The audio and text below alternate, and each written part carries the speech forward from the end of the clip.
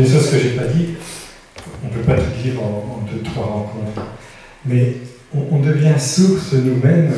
C'est comme si le Seigneur s'effaçait, celui qui est la source de tout, pour que nous-mêmes, on soit la source pour ceux qui ont besoin d'être désaltérés. C'est assez surprenant cette affaire-là. Mais pour être une source du Seigneur, il faut qu'on soit vraiment comme Marie à la source. On ne se prend pas pour la source. C'est Jésus la source. Mais Marie est à la source.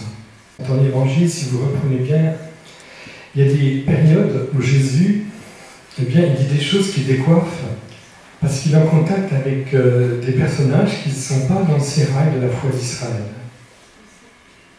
On ne dit pas que le centurion romain, c'était quelqu'un qui était converti à la foi juive, pas du tout. Ou cette femme qui dit il est bon de profiter des miels des petits chiens. Pas du tout, on ne dit pas ça. Et Jésus est bouleversé par cette foi.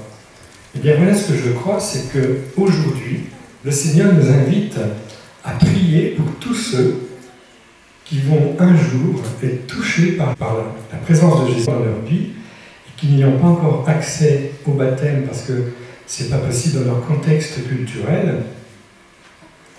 Eh bien, Jésus est dans l'admiration devant eux. Il faut que nous, qui sommes des sourciers de la Sainte Trinité dans le cœur des hommes, vous avez compris ce message, on essaie de trouver Dieu et d'adorer Dieu caché de notre prochain, surtout si celui-ci n'est pas chrétien, et faire des actes d'adoration de la Trinité Sainte dans le cœur de notre prochain. Il faut que nous soyons porteurs de cette attente, de la révélation de la gloire de Dieu en eux, alors même qu'ils sont tout à fait hors circuit de l'Église. Ça, c'est très important. Et là, nous avons comme une mission prophétique qui nous est confiée. Parce qu'il n'y a rien de plus beau, de plus prophétique que de regarder l'autre dans un regard de foi où on le voit dans son accomplissement en Dieu alors qu'il n'a pas accès au sacrement et même pas à venir dans une église puisqu'il est dans une autre culture et dans une autre religion. Et il faut qu'on soit vraiment des petits devant ces personnes-là. Des tout petits, et qu'on soit vraiment des pauvres. On n'arrive jamais avec notre je ne sais pas comment dire, Dieu a plus besoin de notre incapacité, de notre faiblesse, que de notre capacité et de notre force pour l'évangélisation. Et c'est le secret, Saïd, quand il s'est converti, le pasteur Saïd, ce qui l'a bouleversé, c'est la qualité d'amour et du regard des chrétiens, du côté d'Épinal, sur lui, sur sa famille. Ils n'ont pas commencé à lui faire des tas d'annonces, pas du tout. Et quand il y a un amour, une vie authentique qui est portée par des actes, alors là, on se pose des questions et puis on finit par vouloir en savoir plus. Mon ami Joseph Fadel, quand il était avec son compagnon de chambre militaire et qu'il voulait à tout prix lire la Bible, il dit non, tu ne vas pas lire la Bible, tu vas lire le Coran. Mais je te demande de le lire en comprenant ce qu'il y a à l'intérieur. Et lui, Joseph Fadel, qui avait une peur bleue de ce type qui était chrétien, on lui avait dit tellement de mal des chrétiens, il était sur sa faim parce qu'il avait tellement envie de lire l'Évangile. Il avait lu des petits extraits en cachette de son copain, et finalement, il a respecté, il a lu la Bible, le Coran sérieusement, et là, il a vu ce qui faisait la différence, évidemment. Et nous, ce qui doit faire la différence dans notre relation avec les autres, c'est pas nos connaissances, parce que tout ça, ça va disparaître. C'est pas notre connaissance. C'est l'amour uniquement que nous avons les uns pour les autres. Et cet amour qui nous fait vivre une espérance sur le prochain. Quand j'étais à Belfort, nous avions un ami, pasteur, donc évangélique, on va dire, qui ne pouvait pas avoir d'enfant. Sa femme était stérile. Puis il priait, vous venez dans les milieux évangéliques, on prie le micro, on insiste, puis il ne se passe rien. Et une amie nous dit, écoute, on va faire ça, on va faire une neuvaine à la Vierge Marie sans lui dire. On a fait la neuvaine, et une petite fille qui est née le 15 août. Et puis, le pasteur Thomas Roberts, écoutez bien, donc celui avec qui j'ai reçu l'effusion de l'Esprit Saint, était invité à cette époque dans les grands rassemblements des communautés charismatiques. Donc c'était à Lyon, c'était la première fois qu'ils se rassemblaient. Il y avait, donc je crois que c'était les béatitudes appelées le Lion de Judas, je crois, le chemin neuf, et puis le pain de vie. Et Thomas Roberts, qui ne connaissait pas plus que ça, hein, parce que les années avaient passé, devant le presbytère d'Ars, il me fait signe. Parfois je vais le voir, je suis un peu confus, parce qu'on était quand même très nombreux.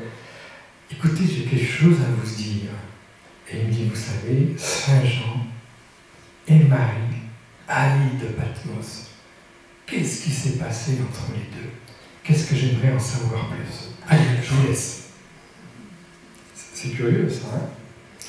Et je me souviens, on était parti à Thésée, et j'étais surpris. Roger Schuss m'a demandé de prendre du temps avec lui. C'était sur Belfort à l'époque, j'étais pas prêtre. Il me demande, il me prend un pas, il faudrait qu'on se parle.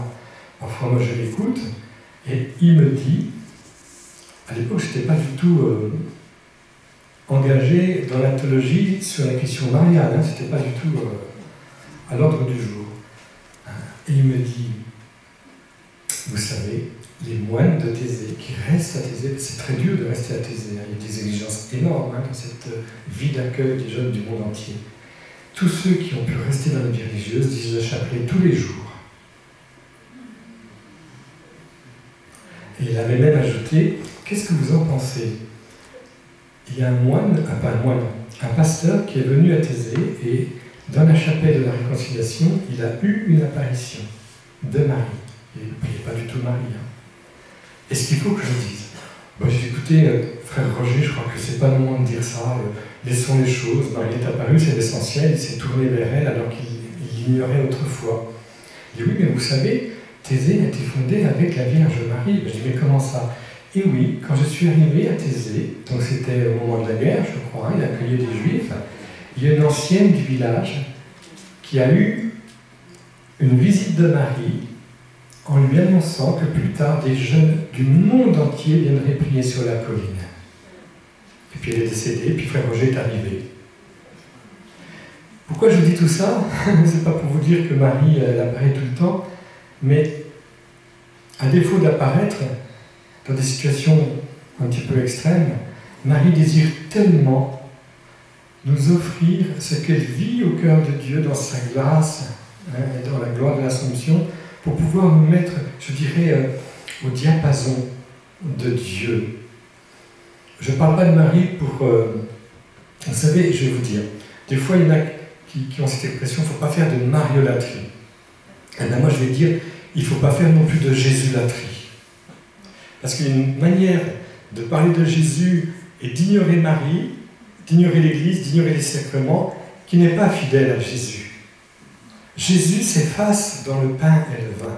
Jésus s'efface dans le signe de l'absolution donné par le prêtre. Jésus s'efface dans l'Église qui se développe et qui annonce la bonne nouvelle. Il est bon pour vous que je m'en aille. Et la joie de Jésus, c'est que, eh bien, il puisse se manifester dans les membres de son corps. Jésus s'efface parce qu'il sait que pour la gloire du Père, il a besoin que nous soyons debout, ressuscités avec lui.